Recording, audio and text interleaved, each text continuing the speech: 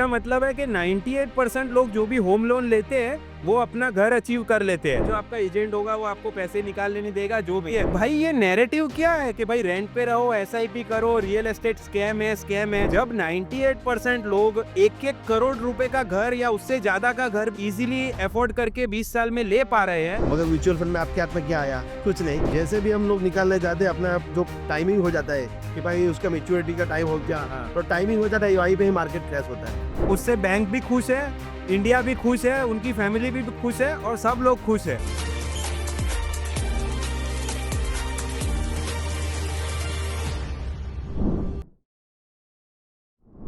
विशाल भाई, मैं रिसर्च कर रहा था तो एक बहुत ही शॉकिंग डेटा मेरे पास आया, जिसको आप सुनोगे तो आप भी शॉक हो जाओगे। इंडिया के अंदर लेस देन 2% लोग ऐसे हैं जो होम लोन का EMI डिफॉल्ट करते हैं। सिर्फ 2% लोग। यानी इसका मतलब है कि 98% लोग जो भी होम लोन लेते हैं वो अपना घर अचीव कर लेते हैं। उससे बैंक भी खुश है, इंडिया भी खुश है, उनकी फैमिली भी खुश है और सब लोग खुश है। और फिर भी ये म्यूचुअल फंड वाले ढिंडोरा पीटते हैं कि म्यूचुअल फंड सही है, SIP करो। जो हमने SIP का डेटा भी किया, 5 साल में 84% SIP बंद कर देते हैं और 40% लोग तो पहले ही साल SIP बंद कर देते हैं। भाई ये नैरेटिव क्या है कि भाई रेंट पे रहो, SIP करो, रियल एस्टेट स्कैम है। जब 98% लोग 1-1 करोड़ रुपए का घर या उससे ज्यादा का घर इजीली अफोर्ड करके 20 साल में ले पा रहे हैं, जो डेटा बता रहा है, ये मैं या विशाल भाई नहीं बोल रहे, तो फिर ये सब स्कीम है क्या विशाल भाई? ये स्कीम ऐसी है कि समझ लो कि आपको म्यूचुअल फंड के नाम से जो आपका EMI रियल एस्टेट पे शिफ्ट होता है। हाँ। समझ लो कि मैंने 1 करोड़ का लोन लिया, 20-25 साल का मैं लोन लेता हूँ। हाँ। उसमें मुझे तकरीबन 1,10,000 या 1,20,000 तक का EMI आ जाएगा। हाँ। समझो ₹1,00,000 पकड़ो, हाँ। मोटा मोटी ₹1,00,000 पकड़ो, 25 साल का लोन लेते हैं। हाँ। तो ₹1,00,000 1 करोड़ का लोन लेता हूँ, ₹1,00,000 EMI आएगा। हाँ। सिंपल है। अपने 1,00,000 पे 1,000 पकड़ लेने, हाँ। सीधा हिसाब। उसमें क्या है कि अगर आपके पास 1 करोड़ का तो एसेट हो गया, हाँ। आप ₹1,00,000 महीने भर रहे हो, हाँ। मगर एसेट तो आपका हो गया, अपने पास मिल गया। हाँ। ये मेन चीज है। हाँ। मगर म्यूचुअल फंड में आपके हाथ में क्या आया? कुछ नहीं।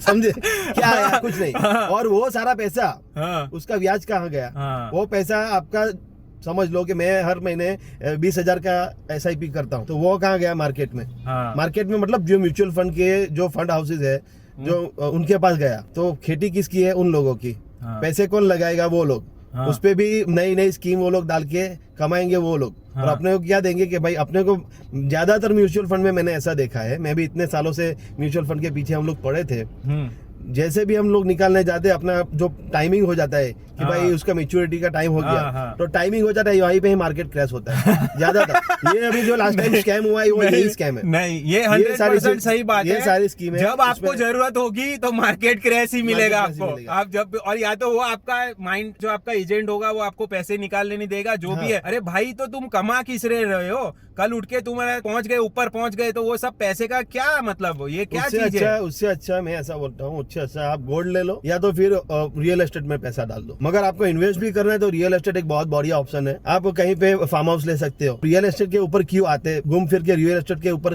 क्यों फोकस आपका लाना चाहते हैं, वो सुन लो पहले। आपके गोल्ड है, गोल्ड भी समझ लो कि आपके बच्चे की शादी है या कहीं पे भी आपको गोल्ड तुरंत बाय हो जाता है, बराबर। जमीन बाय तुरंत नहीं होती, बाय नहीं होती। समझ लो कि वो आपके पास वो एसेट रहेगा लंबे टाइम तक, बराबर है। और वो इंक्रीजिंग नहीं होगा, क्योंकि देखो दुनिया धीरे धीरे छोटी हो रही है। इन्वेस्टमेंट करने का भी क्या है कि वो आपको तरीका है, वो हम आपको आगे दिखाएंगे कि कैसे कहाँ पे इन्वेस्ट करना चाहिए। ऐसे नहीं कि भाई आपने लंका की लारी में ले लिया लंका की लारी में आपने ले लिया अपना जमीन, बराबर बोले जमीन में तो ले लिया है, मगर 20 साल तक मेरी जमीन का भाव नहीं बढ़ा। ऐसा नहीं है। डेवलपर की, हमारे जैसे डेवलपर भी आ सकते हैं उसमें। डेवलपर का सीन होता है, जो डेवलप होता है एरिया पे आपकी वैल्यू बढ़ती है, पब्लिक का फोकस रहता है। जहाँ पे ज्यादा इन्वेस्टमेंट आएगा, या फिर आप सूरत पकड़ लो, बहुत सारी जगह पे, मुंबई पकड़ लो। मुंबई की तो रियल एस्टेट की बात ही क्या है, भाव देखो आप। एक 1 BHK, जैसे अभी सूरत में है, सूरत का रेट क्या है 1 BHK? यहाँ पे पोस्ट एरिया में जाइए तो 1 BHK तो मिलता ही नहीं है। 2 BHK के ऊपर ही बात होती है। वो भी 2 भी बंद हो गया इधर तो 3 BHK का 1 करोड़ प्राइस, 1 करोड़ से ऊपर ही जाता है। मुंबई में आप पकड़ लो 3 BHK, मुंबई में 3-4 करोड़ से कम नहीं मिलता है आपको। नहीं, सही बात है। तो ये सारी चीज, तो आपकी वैल्यू कहाँ है? जो आपने लिया है शुरुआत में, वो तो करोड़ रुपया ही आपने डाला है, बराबर। तो आपको, और वो भी आपके पास है कहाँ? आपने तो लोन लेके डाला है। आपके पास तो 10-20 20 लाख रुपए ही है। बात यही है कि भाई ये सब बातें जो है ना, इसी वजह से 98% लोग रियल एस्टेट को छोड़ते नहीं है। हाँ। क्योंकि पहली बात तो वो यूज कर रहे हैं, उसमें रह रहे हैं। जो आदमी घर में रह रहा है उसको पता है ये घर मेरे से छीना जाएगा तो मेरी क्या हालत होगी, इसके लिए वो उसकी नंबर 1 प्रायोरिटी पे होता है। दूसरी एक चीज आपको बताना चाहता हूँ कि रियल एस्टेट में आप जो लोन लोगे, जो होम लोन मिलेगा आपको, कोई भी आप लोन लो, लोन में जैसे ही आप पेमेंट करते हो, समझो कि मैंने 20,000 रुपया मेरा EMI है, हाँ। एक साल में मेरा हो गया 2,40,000, हाँ। बराबर 2,40,000 मेरा घटेंगे, उस पे फ्लैट नहीं होता। हाँ। जो ब्याज है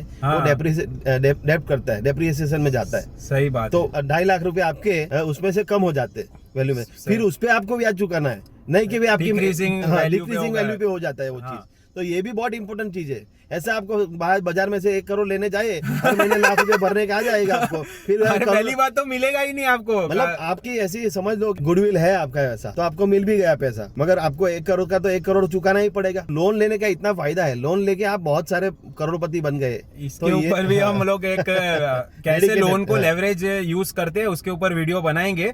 तो बात यही है कि क्यों 98% लोग हम लोन डिफॉल्ट नहीं करते, रियल एस्टेट के पीछे पड़े रहते हैं और अपना घर अचीव कर लेते। अगर ऐसा नहीं होता, अगर ये लोग की बात सही होती जो पॉडकास्ट में जाके भाषणबाजी करते हैं कि SIP करो, रेंट पे रहो, तो हर आदमी आपको रेंट पे जमीन पे लेटा हुआ मिलता रोड पे जाते तो। लेकिन ऐसा नहीं है, गवर्नमेंट खुद इतनी सारी स्कीम लाके गरीब लोगों को भी घर दिला रही है। क्योंकि जब आदमी का एक खुद का घर होता है, उसकी लाइफ में बहुत सारी चीजें स्टेबिलिटी। आप जिंदा रहने के लिए यहाँ पे बने हो, एक्सेल पे करोड़पति बनने के लिए नहीं हो। दूसरी एक चीज ऐसी है कि अगर आप घर लेते हो तो आपको देखने का नजरिया लोगों का चेंज होता है। हाँ। कि भाई आदमी घर लेके बैठा है, लोगों को ट्रस्ट बिल्ड होता है आपको। हाँ। इतना बड़ा लेके बैठा है तो कहीं भागने नहीं वाला। हाँ। पहली बात ये। नहीं तो आपको और भगोड़े की तरह हाँ। आप रेंट पे घूमते रहो, कोई आपका क्या बात ये नहीं, आपकी का कंडीशन हाँ। नहीं है। देखो हर चीज ये बड़ा डिसीजन है और ये बड़ा गोल है। कोई भी बड़ा गोल प्लानिंग से होता है। ऐसा नहीं कि भाई मन किया बटन दबाया, SIP किया और बटन दबाया और निकाल लिया। रियल एस्टेट के लिए बहुत प्लानिंग लगता है, लेकिन आपका